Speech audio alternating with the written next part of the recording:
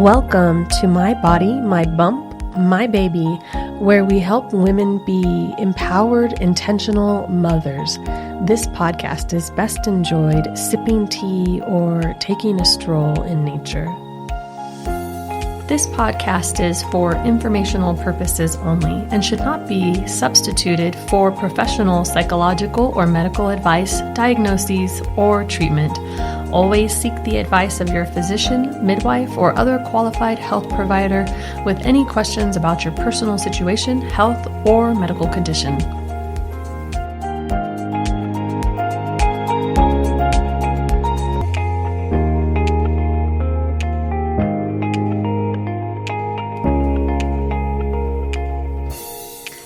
Welcome to another episode of My Body, My Bump, My Baby. Today is a very special day because we get to welcome Hannah back for a session, and Hannah has had her little baby boy, and today she's joining us to share her story. Yeah. Welcome back, girl. Thank you. Except for he's not so little anymore. He's huge. He's not. Yes. After this, when he comes back in, you'll see him and you're going to be like, oh my gosh, he's a chunker. He's a like chunk over meister. 14 pounds. Aww. Yeah. That's all that good milk. Exactly. But yes, thank you. I'm excited to be back for a little bit today and share his story. We've all missed you. Yeah. Well, and I had a boy. We were thinking we were going to, a girl was kind of what a lot of the money was on. And even though the whole time I knew it was a boy.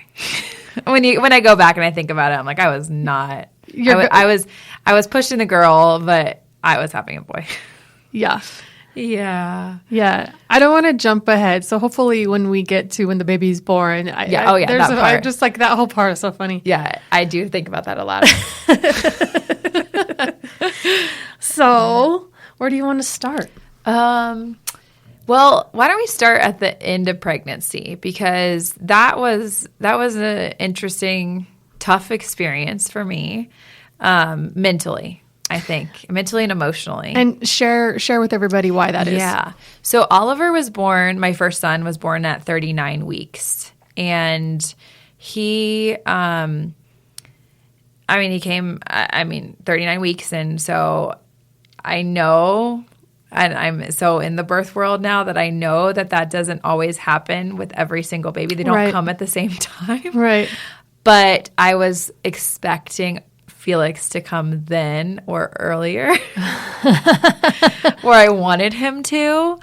And so my husband was deployed and we had planned for him to come home to be there for like a week 39 birth, like that being basically the due date that was out there. But did he come back at week 38? He came back at, 38 weeks. And I actually thought, I was going through this thing of like my great aunt who was 102 had passed away and her birthday was March 21st. So I'm like, maybe this baby's going to come on March 21st. That's like right around the spring solstice. And so I'm like, oh, it's going to be like a spiritual And how many weeks would you have been then? I would have been I would have been like 38 and a half. Okay. Almost 30, like 2 days shy of 39 weeks.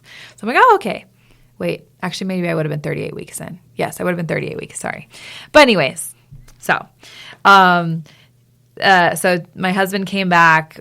We get everything done that needed to be done that I had been waiting on him for. Because he only had a time in between, like a short time in between for like baby to like then leaving again. So I'm like, we're going to do all these things. So he did them all. And then we're sitting there and like literally twiddling my thumbs. Yeah. Just waiting for baby. And we had invited my mom out as well at that same time. I had her come out on the 20th. Again, thinking maybe you'll be here for a week before the baby's born. And so we're twiddling our thumbs and we got to 39 weeks and I had false labor that day or that night. So I went to sleep and I couldn't sleep through what I was feeling. So I'm like, oh, great. It's starting. I think it's starting. But these also don't feel as intense as I had before. I don't think so, at least, but maybe I don't remember. And I got in the bathtub. This is at like 2 a.m. in the morning. Yeah, because I texted you, texted Kim, my midwife, and we, and she was about to head out. And then I'm like, wait, Tony, why don't you tell her I'm going to try to go back to sleep, and she probably shouldn't come. Because I had just had an appointment that day as well, and I had been saying, like, I'm feeling some weird shit. I was feeling like zoned out in my body too. Yeah. Like maybe I'm getting into that zone. Yeah. But looking back on it, it was likely just like the week or whatever before, a week and a half before. Yeah. And I'm just like getting like my, you know, kind of getting into labor land a little bit. Exactly. And anyways, I fell back asleep and woke up in the morning and nothing happened. Great. So from there, I mean, throughout the entire time, I was still having surges throughout the day, but they weren't like bend over, have to hold on to something, can't work through them or can't sleep through them.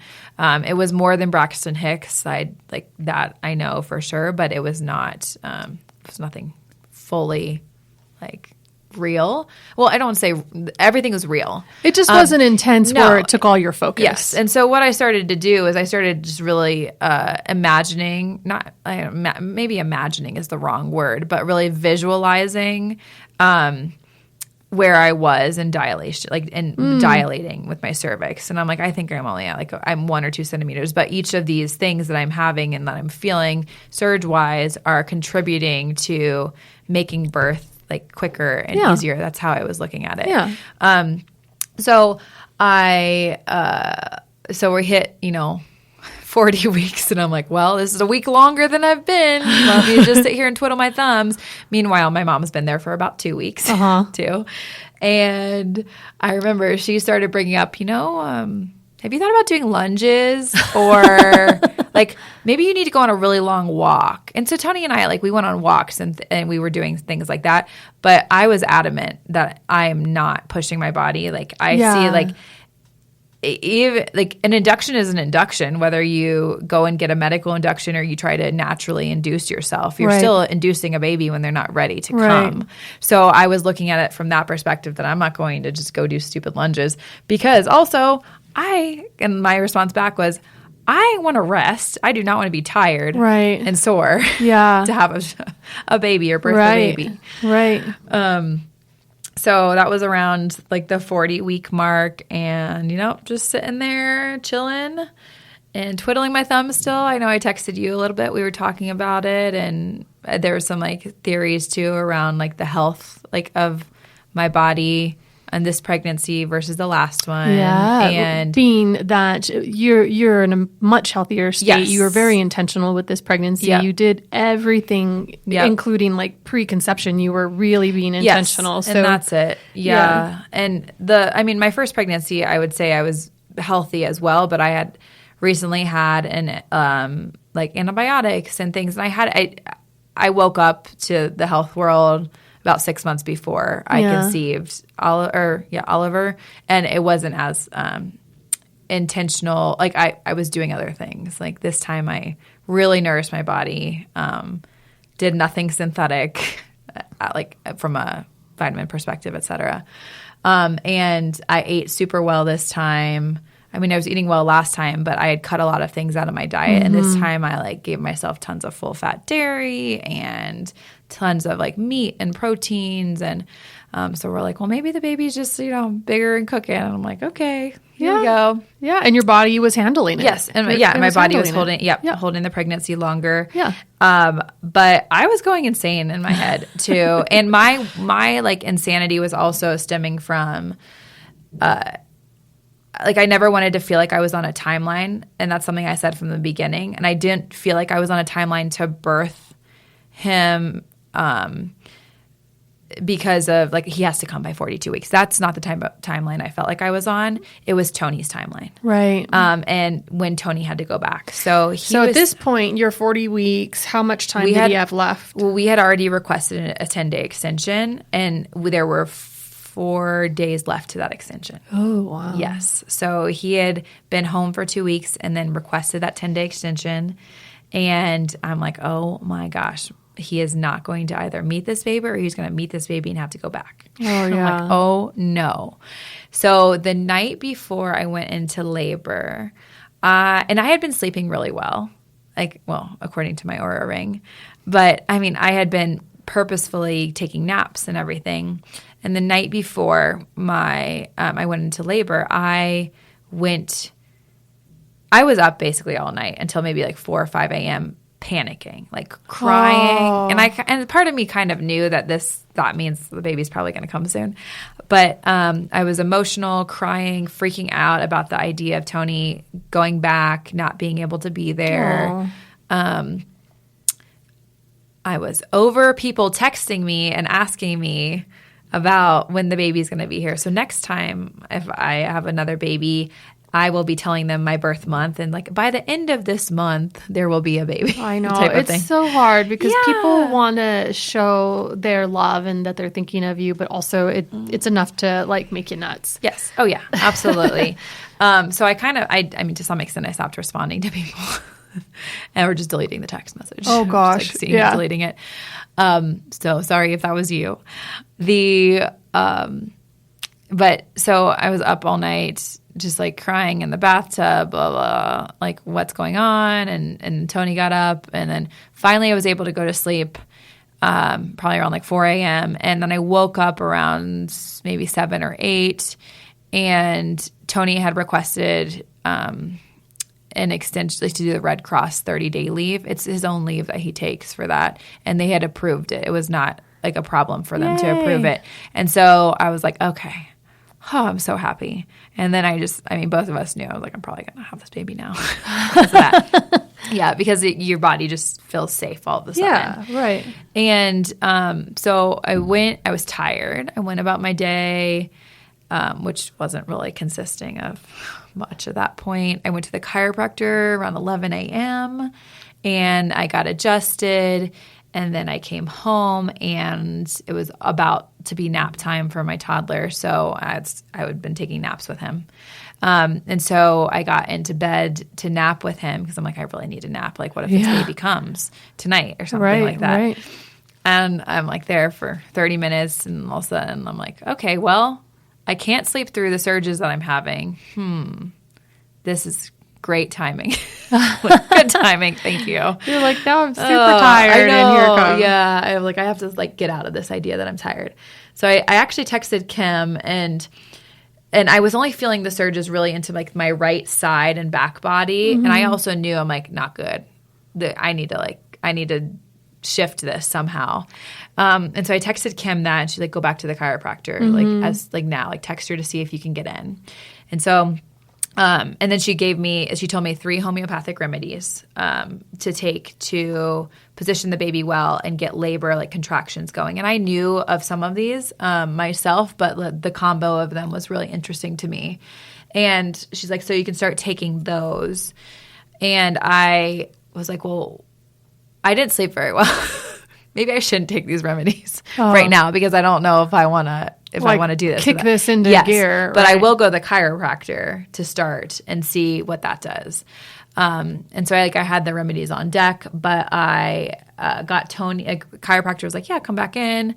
I had Tony drive me because it was at the point where, and they were about every 30 minutes now, but it was at the point that if I were to surge while driving, I would probably not have, I would probably have wanted to pull over. Right. Yeah. Right. So he drove me to the chiropractor, and I remember us talking about the baby, and again, we were talking about like, what if we have a girl? But again, it was like the what ifs type of things. And so we got there, and she, as soon as she started to adjust me, she was like, I'm like you're in labor. Like, this is like adjusting someone in their labor right now. And I'm like, great, that's cool. She's like, so I wouldn't be surprised, or you shouldn't be surprised if you start feeling them way more often. Yeah. Like, it's going to go down in time. And at that point, I think I left, and from when we got there to when I left, it was like an 18-minute difference of a surge. Well, what time did you get there? Do you remember what time? I think we went in around 4:30. Okay. Yeah, it was like a 4:30 appointment. It was her last one that she could get me in for the day. And so she readjusted me because I told her what I was feeling. And then the surges were way more normal right after that. Like, it was no longer and just like the right side. It was normal. So I'm like, okay, well, I'm going to start taking these homeopathic remedies because I don't want to go through every 10 minutes of a surge for the whole night. Yeah. Let's see what we can do with this. And so I started taking the remedies, and like it was every 30 minutes, take one and then the next one and the next one after 30 minutes. So it would take an hour and a half to really get all three. I'm having some flashbacks of surging in the car with Oliver. I'm like on the way back home, like holding on to the like bar thing to like release pressure, yes, of the body. And then we get home and I'm like, these are still like, 15-ish minutes apart. I'm just going to take a bath and see what happens. But I made myself a smoothie, got in the bathtub. I think I was kind of in a zone now that I think about it. It wasn't really like probably talking too much to my mom or anything. Oliver was distracted with her, which was nice, and probably Tony too. So I got in the bathtub, was drinking my smoothie. I think that's when I texted you too, just like the very beginning of it. Yeah, of like, just maybe. heads up. Yeah. But I still didn't think I was necessarily in labor. Mm-hmm. I also didn't want to bother people and put them out of their way of having to like come over and then it be a really long time. And I hear this often from women of like, I didn't want to like, put someone out of their way and they have to like be there forever. Well, nobody wants to look, sometimes in the birth world, this happens where like you get called and then especially like home births, everybody comes, they start unpacking, you stay there an hour and everybody realizes like, oh shoot, it's too early. Nobody wants that. It's like, you kind of feel, you're like, oh my gosh. Yeah. Right. So I get it. Yeah. And that's what I didn't want. And I know like you would come whenever, and Kim also likes to come very early on in the birth or in the labor process too. But I was just like, I don't want to. I already like falsely called her at 39 weeks. I don't want to do this again. So and the bathtub didn't slow it down, but it was speeding it up, but it wasn't significantly. Though it was changing it from like, I think like maybe 15 to 14 to 13 to 12 each time. Like, so it was actually speeding up. Yeah. So I'm like, I'm going to get out of the bathtub and see what that does. Finally, I did that. And it was to the point where Tony came in, like while I'm surging, he's talking to me. I'm like, just zip it for a minute. So that also was an indicator of, okay, this is something more serious or more intense than what something was before. So I got out of the tub, and Tony had been talking to Kim, and he was like, I had given you the wrong number or something. I had been texting you too, and I remember like I forgot I gave Tony the wrong number or something. I don't even remember, for you or something. I have no idea. Or I gave you Tony. I don't know what I did. Something weird. And I had talked to Kim a little bit too, but I got out and I'm like, I'm going to take my own blood pressure right now because I don't want them taking my blood pressure when I get here, just in case. Oh. So I was with it enough to do that and to talk to people still.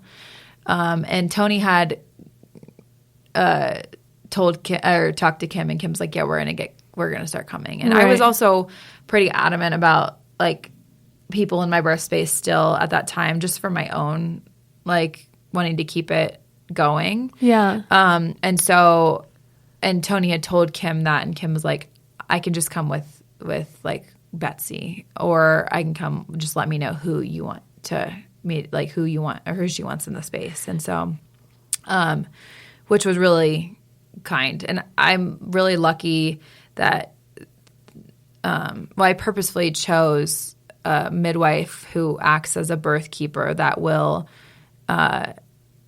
respect my wishes in that way, and she's not going to bring someone random or someone that I'm not comfortable with in my birth space. And throughout the entire pregnancy too, I got to know every single person that she works with, and sometimes will get a random nurse that comes with a midwife, and that's why I was very thankful to have that too. This is where stuff starts to get a little bit fuzzy. I remember I started to labor on the bed, and I purposefully was moving myself around because I knew from Oliver's birth and just my knowledge now more so around birth that I need to labor in various positions in order to set the baby up for success to come out of the cervix without like pressing on one specific area or the other. Even if it was really uncomfortable for me to be on like one side or on my back or on my like hands and knees, I needed to like change positions. And I think in birth class with you kind of learn to do that every 30 minutes. I don't think I even have time to do that. I was probably doing it like every other one. I was trying to move around and what I was doing. So I was like holding on to like the pregnancy pillow. That was a good one. Or hands and knees. And that was a terrible one. Back was terrible. And I still wasn't sure at this point whether I was going to give birth in the water or wanted to be in the water or not. I had been kind of thinking that I would try a land birth. But then as soon as I like got out of the bathtub, I'm like, no. I was in the tub for so much of pregnancy that I just need to be in the water. So then you got into the birth tub? Yeah. So almost. So the surges kept going down, from the 12 to 10, 9, 8, 7. They're going pretty quickly. And Kim and her team got there, I think, around like 7:15. I should have brought that birth sheet that I have that goes through all the stuff that she wrote up for me. But they got there around 7:15, and the tub was already blown up. But they just took over from Tony and just started filling it all up, doing everything to get it all ready for me to get in. And I was kind of like, I don't know if I'm going to get in the tub or not. And then as soon as it's half full, I'm like, when's it going to be full? I'm going to get in the tub and I'm not getting back. And I got in. I'm like, I'm not getting back out. Yeah. It's not happening. Yeah. So I eventually got into the tub. I don't remember. That was when as I was about to get, or before I got in, that's when I think Tony, I was like, you need to like make sure that B and Kate are coming over around that time. So he probably messaged you. He texted, you can come now. And I was like, thanks. Is she about to birth? Yeah, I'm like, okay, but I would really like to know what that actually means. But I was like, whatever, I'm just going to come. Because the contact I got from you was actually only 1 hour before he gave me that text. So 1 hour before, the text I got from you was like, hey, having some contractions. They're pretty mild still, 15 minutes apart. Cool. Then 1 hour later, I got a text from Tony, you can come now. So I was like, I wonder this is what why I'm glad I could recap this with you, because it was such a quick labor and birth. But to me, I'm like, it's hard for me to put together the times around things for sure. So 1 hour later, there you go. I was probably at like a 6 or 5. And I should mention this too. So when I went into the chiropractor, the second time, I told her, I was like, I think I'm 4 centimeters dilated. Oh, that's nice. why I told her that. And she's like, oh, how did you know? I was like, that's just what I'm imagining. Like, I'm 4 centimeters dilated. Yeah. And that I had also that day been watching on I had gotten a video out of a peony opening, because I'm like, I'm visualizing my cervix opening. Or maybe it was the day before. I'm like, it's gonna open. I love the video. It was cool. Yeah, it was really cool to see, or to watch, and then be like, I'm visualizing it. And she's like, how do you know? I'm like, I'm 4 centimeters. That's what all these things are doing to me. And so I was probably at that point, I'm guessing I was close to like a 7 when I got there. Yes. Yeah. I would agree. Yeah. Yep. 7, maybe an 8. It's like getting very close to transition. And I'm in the water at that point in time. Kate got there as well. She's a birth photographer in the area. And Kim, Betsy, and Eva were all there. And I just remember everyone and it was a really smoky day outside. It was. So I wanted it dark. Like, I wanted the windows closed. The birth pool was beautiful. Tony had put like lights in it too, or below it, which was really gorgeous. I don't think I even remember him doing that. So good job on that one. And then I just remember everyone though sitting in the bedroom on the floor. Yeah. Well, you and Tony were next to me, like we're at the pool, but like they're just hanging out on the floor. Of people on the floor. Yeah, exactly. And they would, and Kim, like, whenever I would say something, she's like, I know it hurt. Like, I know it's hard. You know, like things like that, just like reiterating it, which was perfect. It wasn't faking anything. It was just the best response that you can have to someone that's in pain in any type of way or in discomfort in any type of way. And so I was probably every 2 minutes for maybe – what time did you get there? 7:40? I don't exactly remember what time I got there, but I know that I was there for, I think, before the baby came, I was there for under 40 minutes. Okay, so you probably got there around 8-ish. Okay, wow, or 8:10. And so at that point, I was, every 2-ish minutes? It was like 2.5 to 3 minutes apart. Okay, yeah. And they weren't, when I got there originally, they were not super long. They were basically active labor contractions, but then it kind of changed. Yep. And quickly. then, it shifted. And in my head too, because we've talked so much about birth, but I was like, I'm waiting for the moment. I need to get, I'm waiting for the moment, one, of when I don't want to do this anymore. And when I just like want this to be over. And like, yeah. And then two, and I don't remember that with Oliver's birth.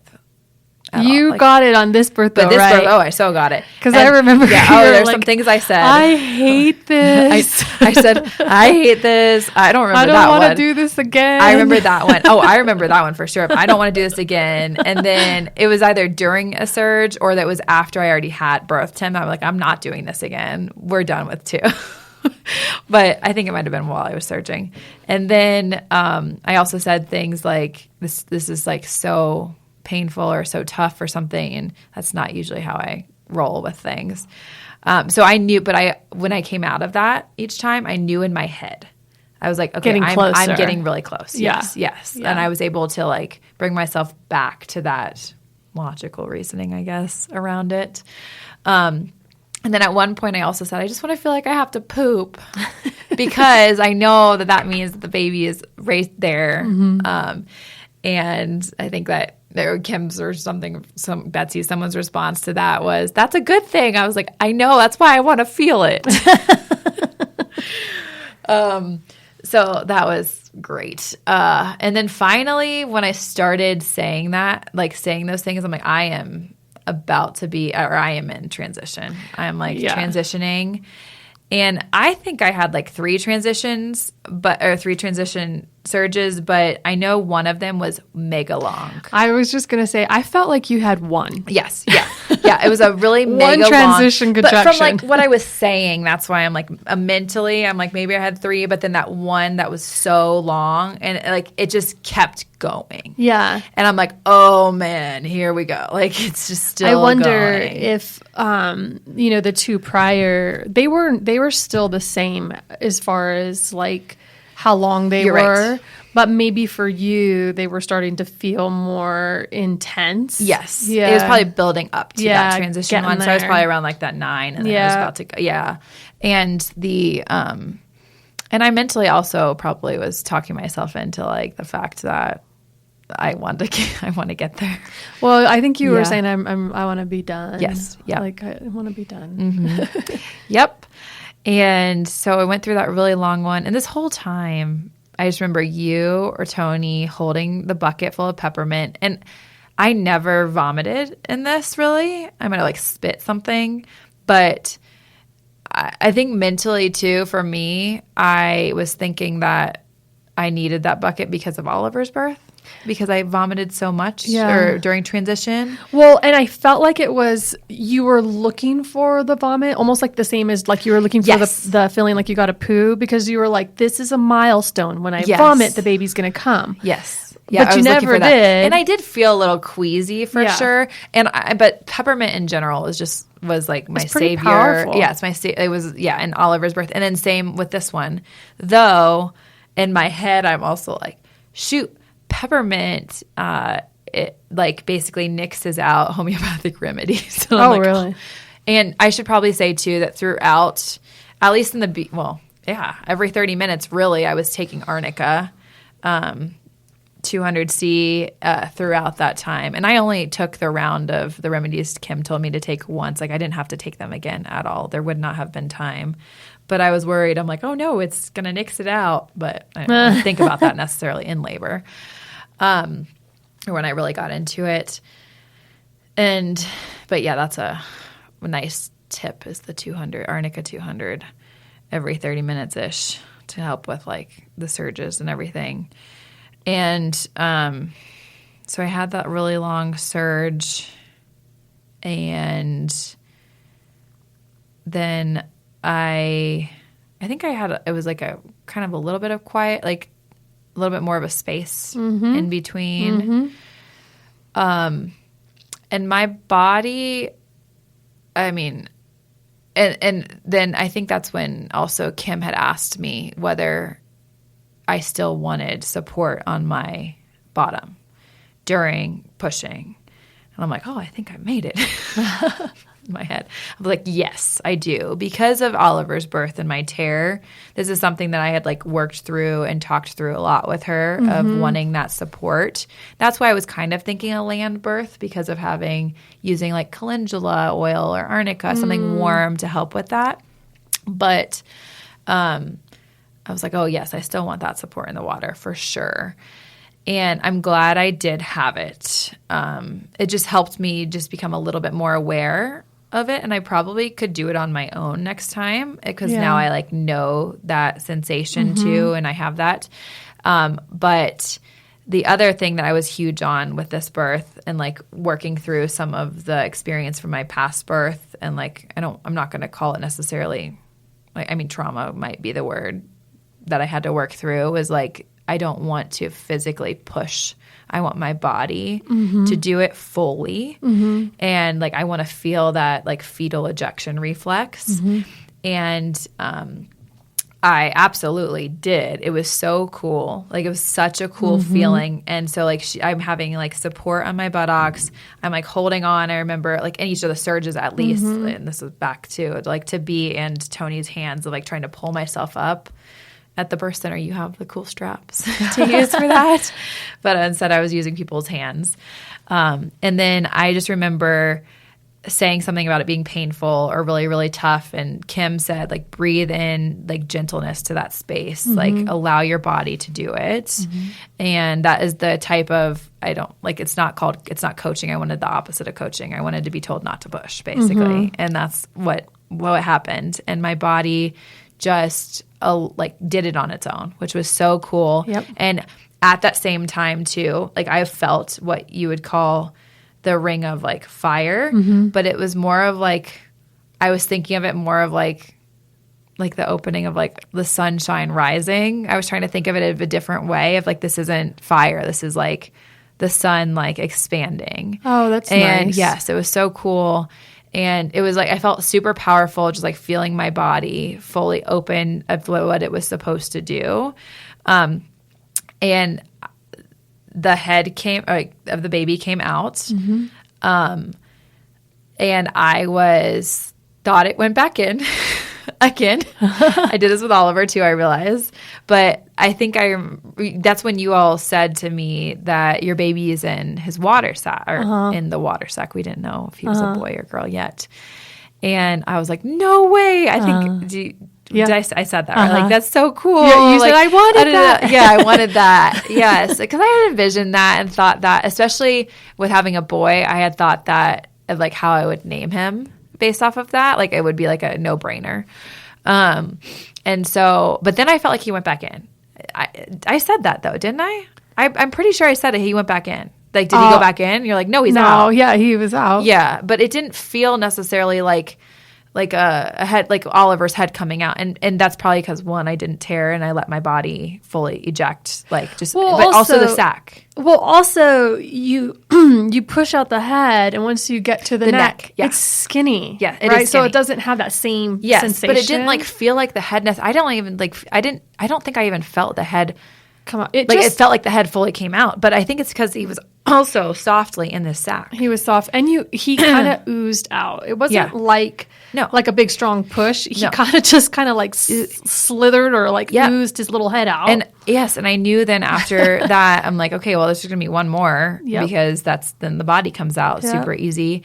And then he just popped out or just came right on out with the next movement. And I don't even remember feeling like a surge during that time. I did probably, but it wasn't memorable. And he just came right on out. And this was a total of 7 minutes of pushing. Yeah, it was super fast. Yes, and but not stage. in an out of control way. It was super calm. It was slow. Yes. Actually, it was slow, but it also was super fast. Yes, like it was controlled. Exactly. and right after transition. And correct me if I'm off on this. That's when I said, like, Oliver and my mom need to come in, right? Yeah. So they were able to come in. And so they only had to be there for, short couple minutes. And I just remember, though, seeing Oliver with a popsicle. And I'm like, it's a popsicle. Just like my mom's like, I'm just bribing him with food. Right. I'm like, great, go for it. But so he and my mom were able to be there as well, which was really special for me and for us. And so he came out, and I have no idea what happened to his sack. Like, I don't know who did what there, but he was did Tony put him on my chest, I think? Or I don't remember who I think did, Tony put him up onto my chest, or I was like reaching down at the same time, and I felt it. I'm like, oh, we have a boy. Yes. Because I intended to have Tony say that, but also I'm like, this is a boy right here. Right. For sure a boy. So the thing that was so funny for me was, from my perspective, you bring this baby to your chest, and then you just had this really shocked look on your face, and you said, we have a boy, but you never actually looked down. Oh, no, I felt right. So you were feeling that he had little boy parts down there with your hands, which I was like, oh, that's so funny. Which I have learned since, so boys have large scrotums when they're born from the mother's hormones. Yeah. Yeah. So interesting. So anyways, I'm like, yeah, this is definitely a boy feeling, and we named him right there. I knew it was going to be Felix. We kind of had been, up in the air on some boy names, but I said, if we have a boy in call, then he's Felix because it's lucky. Oh. It's like a meaning of luck. Oh. And so he was born, and I brought him to my chest, and I remember asking a couple, are you sure he's okay? Are you sure he's okay? And which Kim, when we went through the birth later on, she said that was some leftover trauma from Ollie, because Ollie had he was blue and needed oxygen. He was just stunned more so. And so she's like, yeah, he's fine, because he wasn't fully crying yet or any no. Felix wasn't. He was just chill and happy and but he was definitely fine, and it was just an amazing experience, just holding him there in the water, and that was cool. So he came into this world such a chill dude.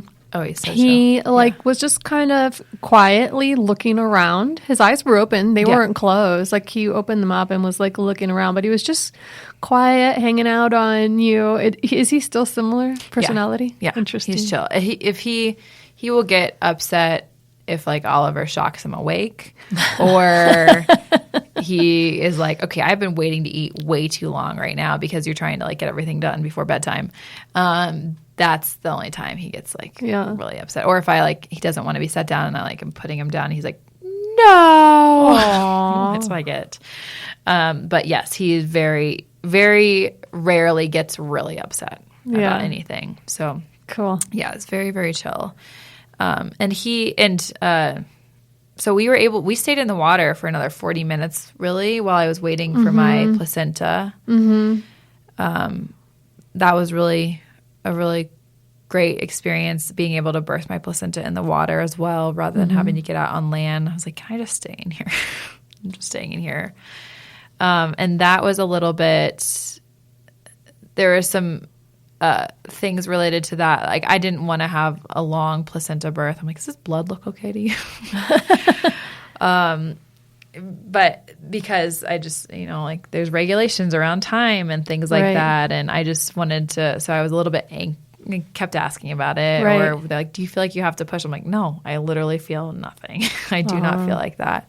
So, but we got to, like, I played with the water sack. I remember with that, like while I was holding Felix there, and it was just a really cool experience. Finally, placenta came out.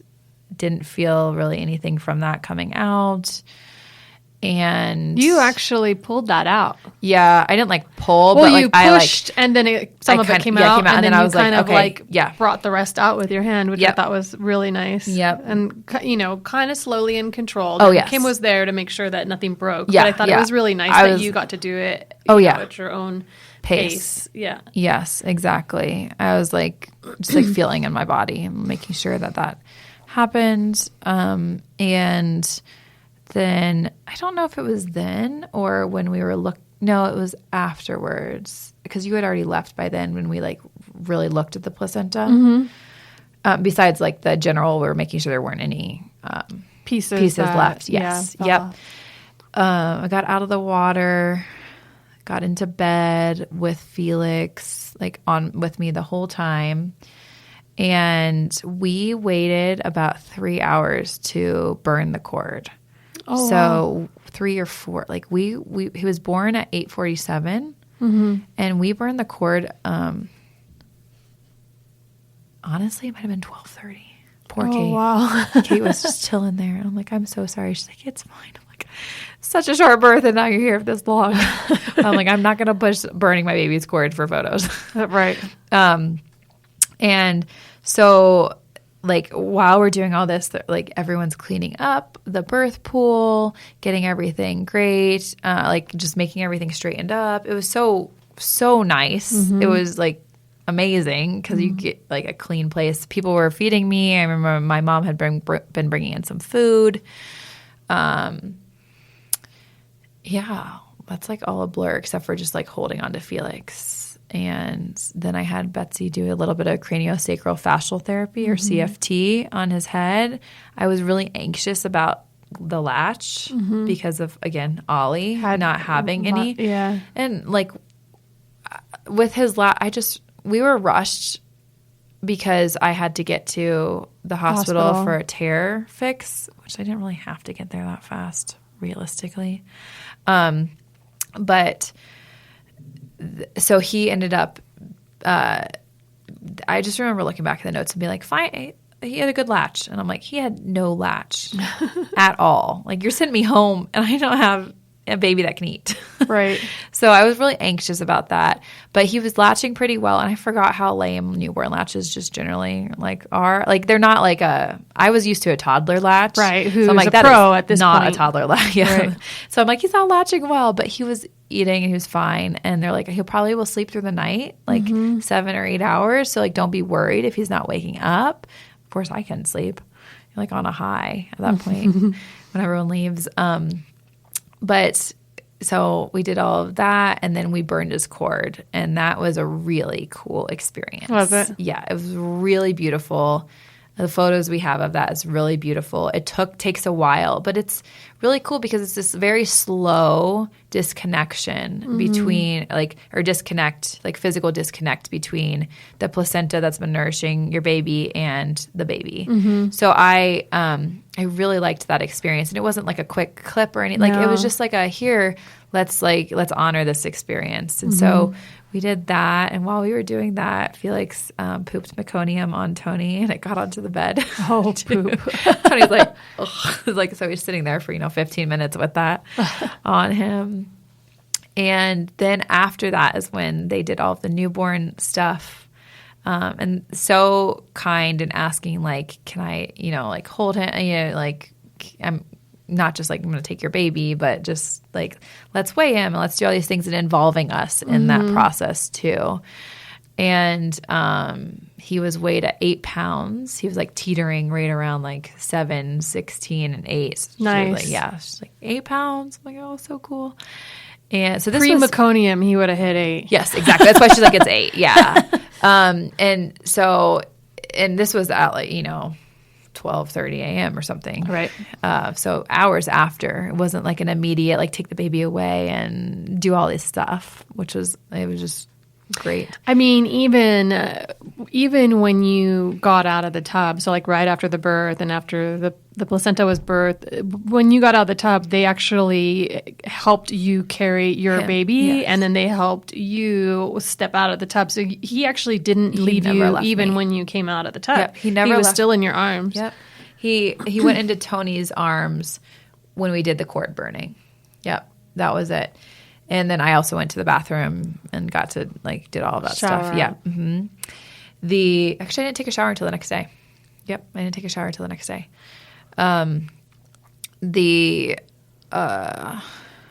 So we did the newborn check, and then we looked at the placenta, and Kim is like, okay, this is a velamentous. It was a velamentous cord insertion, and a battledore presentation of the placenta.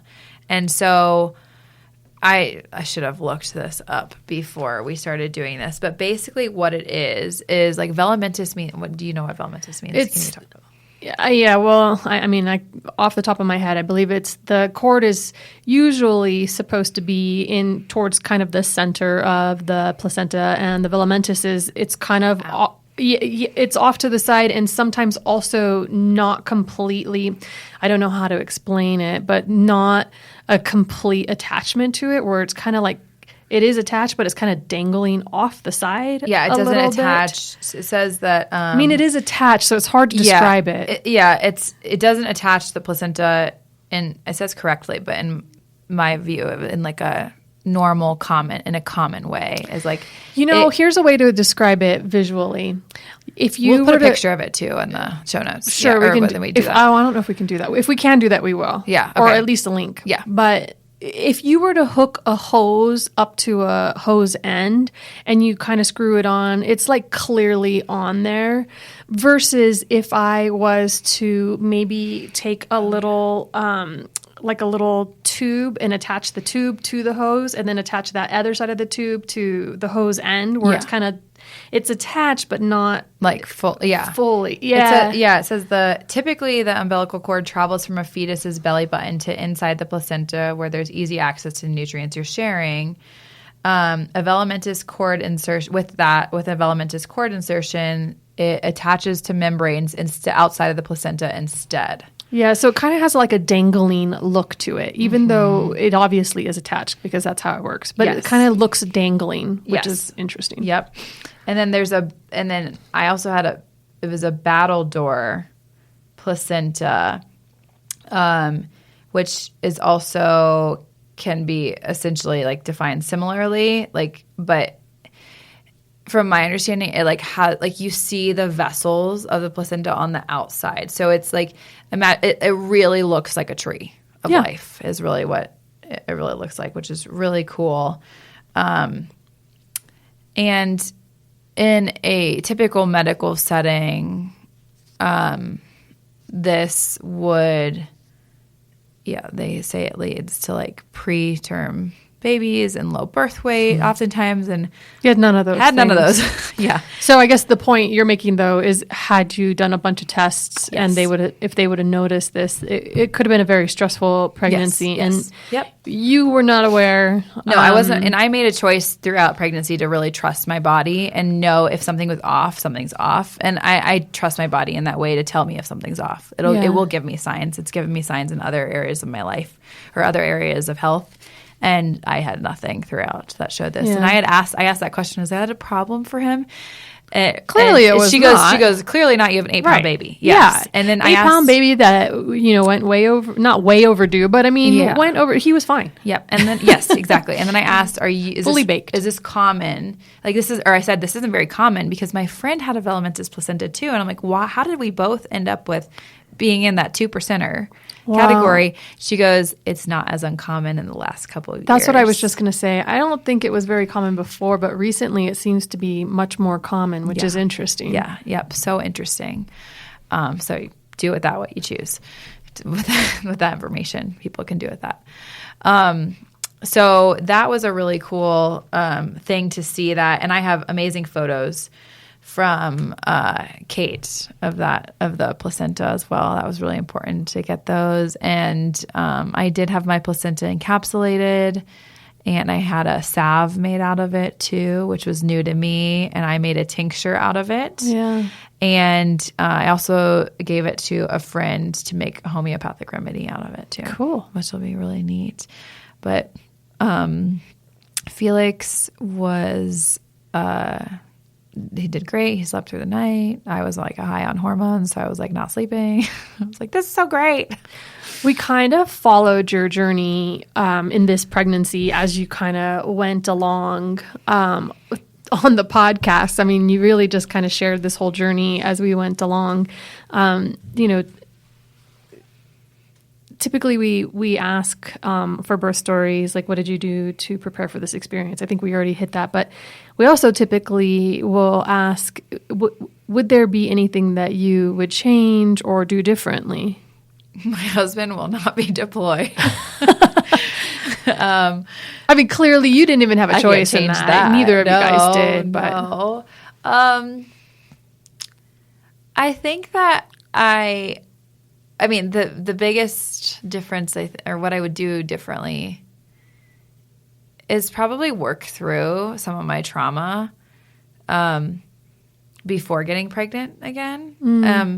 And like trauma is, and there we have an episode on this with birth trauma and working through that. But it doesn't have to be like trauma. Trauma is a very traumatic experience where you get put under and you have a cesarean, but it can also be like other little pieces throughout your birth that you relive again. And I did work through a lot of it while pregnant, but I would have liked to have done that in like pregnant. Yeah, not pregnant, and therefore not put like a comparison on the two leading up to it. And I think regardless of where you are, like birth is always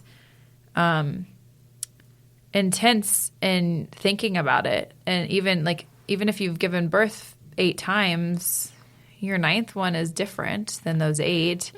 And so that even like kind of makes me a little bit scared about doing it again. Yeah. But there's like, it's a healthy fear is the best way to explain it. Like fear is an emotion, just like happiness is an emotion.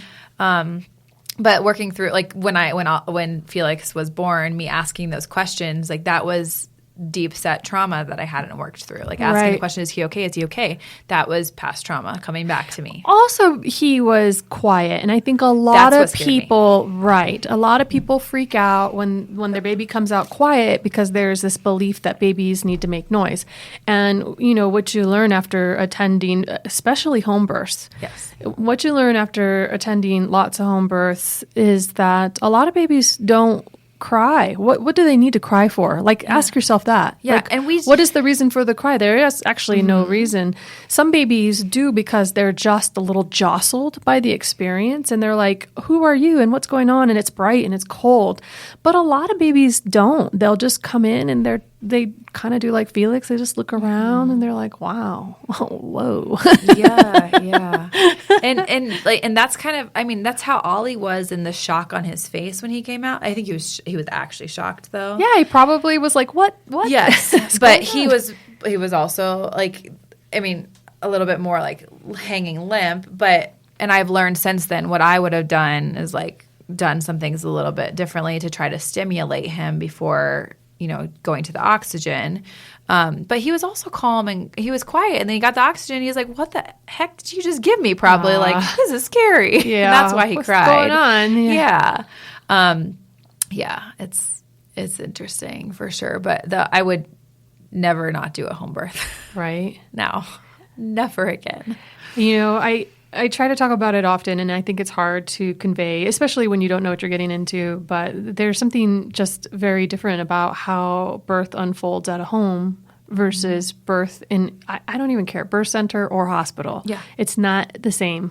Yep. Even a birth center, like a lot of people are like, well, it's a lot better. And it is. But it's still not the same kind of birth that birth is when it's in your home. Yep. You're just fully comfortable there. And I totally have seen that and experienced it now. And I mean, from like the chiropractor at 4:30 to when he was born, that was 4 hours later. Like active labor, probably. And the chiropractor at 4:30, things were not I think active labor probably intense. was. I think they like when I was looking back at the sheet, it was around like from like 7 to 7:40 or 8:40, so like almost an hour and a half, about an hour and a half. That's what I was counting. Is about an hour and a half. Yep, and then pushing 7 minutes.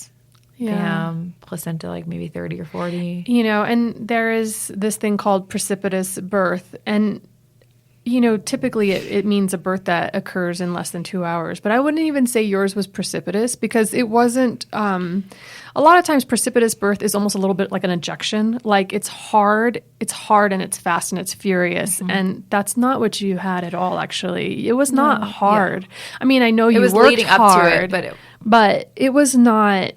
It was not hard. It was gentle. The whole thing was gentle. Yeah, it really was. But I will say, like, some of it, and I've talked to you about this a bit, like, recapping it, I'm really looking forward to seeing the birth video. But I'm like, some of it, I'm like, I was kind of shocked because it was so fast. But it wasn't shocking to the extent of like, oh gosh, there's a lot left because I don't understand what happened at all. Yeah, no, I do. Yeah. I mean, I think it was quick, but I also think it was just right for you. Yeah. Right? Like it was just and I had been hoping like for a quick labor. And you had dreams about missing. Yeah, that I wasn't going to get there on time. This is why when he gave me that text, I was like, you come now. And I was wondering like, well, is the baby there? Well, no, I was just like, it's only been an hour. And she said they were 15 minutes apart. So it could be still pretty early. I'm like, I'm not even going to ask. I'm just going to go because I don't know how this is. Maybe I'm going to be there for a very long time, but also maybe the baby's going to come out in 20 minutes. So I'm just going to go. Yeah. Yep. It was easy to get home then by what? Like 9:45 or 10? Yeah. Yeah. Crazy. Yeah, and it was beautiful. It was nice energy, nice group of people. You did phenomenal. It was so good. Yeah.